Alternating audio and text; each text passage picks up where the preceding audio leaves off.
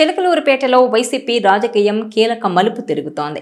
విడుదల రజనీకి వ్యతిరేకంగా వ్యూహాత్మకంగా పావులు కదుపుతోంది ఓ వర్గం. రజనీ వద్దంటూ నినాదాలతో హోరెత్తిస్తున్నారు.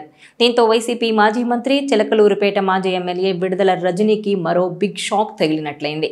ఆమెకు వ్యతిరేక వర్గం భారీ ఎత్తున ర్యాలీలు తీస్తూ ఆందోళనలకు దిగుతోంది. డౌన్ డౌన్ విడుదల రజనీ అంటూ నినాదాలతో హోరెత్తిస్తున్నారు.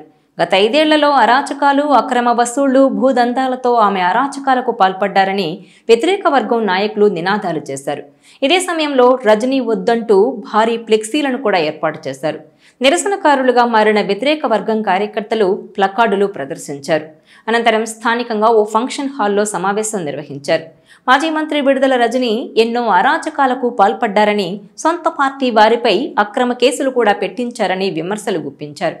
ఇలాంటి వారికి సపోర్ట్ చేసినందుకు సిగ్గుతో తలదించుకోవాల్సిన పరిస్థితి ఏర్పడిందని, గత 5 ఏళ్లు ఆమె నియోజకవర్గంలో చేసిన అరాచకాలు ఇన్ని కావని అంటున్నారు సొంత పార్టీ నేతలే.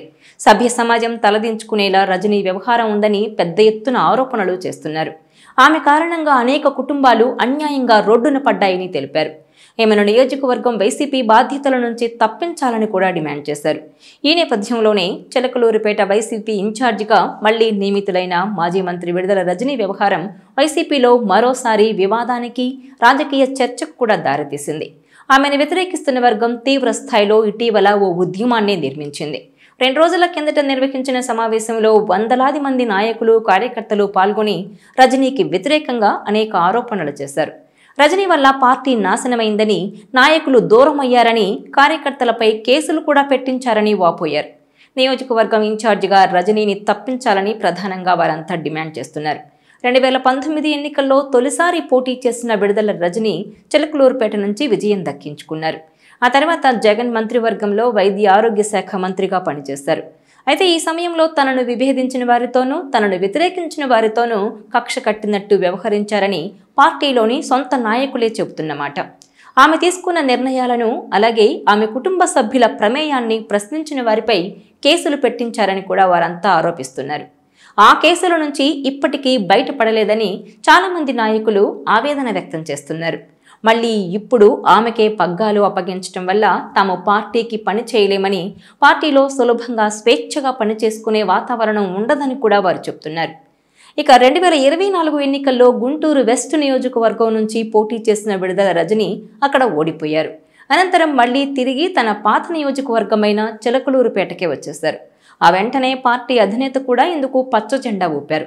అయితే ఈ పరిణామాన్ని వైసీపీలోని రజనీ వ్యతిరేక వర్గం జీర్ణించుకోలేకపోతోంది. ఇప్పటికే పార్టీ అన్ని విధాలా నష్టపోయిందని, మరి రాజశేఖర్ను కూడా వదులుకొని తీరని నష్టాన్ని కొని తెచ్చుకుందని నాయకులు ఆరోపిస్తున్నారు. మరి రాజశేఖర్ ఒకప్పుడు వైసీపీకి బలంగా నిలబడ్డారు. కానీ ఆయన ఇటీవల పార్టీకి రాజీనామా చేసి వెళ్లిపోయారు. ఇలాంటి సమయంలో మరింత బలమైన నాయకుడిని, టీడీపీని బలంగా ఎదుర్కొనే నేతను ఎంపిక చేయాలనేది స్థానిక నేతల డిమాండ్. దీనిపై పార్టీ అధిష్టానం ఇప్పటి వరకు స్పందించలేదు. అంటే రజనీనే ఇక్కడ ఇన్ఛార్జిగా ఉండాలని పార్టీ అధిష్టానం నిర్ణయించుకున్నట్టు స్పష్టంగా తెలుస్తోంది. కానీ దీన్ని మెజారిటీ వర్గం వ్యతిరేకిస్తుండడం, రజనీ చేసిన తప్పులను బయటపెడుతుండడంతో ఇటు పార్టీకి, అటు వ్యక్తిగతంగా రజనీకి కూడా ఇబ్బందికర పరిణామాలు నెలకొన్నాయి. సాధ్యమైనంత వేగంగా దీన్ని పరిష్కరించాలని స్థానిక నాయకులంతా డిమాండ్ చేస్తున్నారు. ఈ నేపథ్యంలో అధిష్టానం ఎలాంటి నిర్ణయం తీసుకుంటుందన్నది ఇప్పుడు హాట్ టాపిక్గా మారింది. అయితే గత 5 ఏళ్లు బెదిరించి భారీగా వసూలు చేశారన్న ఆరోపణలు రజనీపై ఉన్నాయి. స్టోన్ క్రషర్స్ యజమానితో పాటు రైతుల నుంచి కూడా దోచుకున్నారని పెద్ద ఎత్తున ఆరోపణలు వచ్చాయి. ఇక ఇప్పుడు సొంత పార్టీ నేతల నుంచే తీవ్ర వ్యతిరేకత వ్యక్తమవుతుండడం, పేట ఇన్ఛార్జిగా రజనీ మాకొద్దంటూ పెద్ద ఎత్తున ఆందోళనలకు దిగడంతో ఇప్పుడు రజనీకి దిక్కెవరు అన్న చర్చ నడుస్తోంది.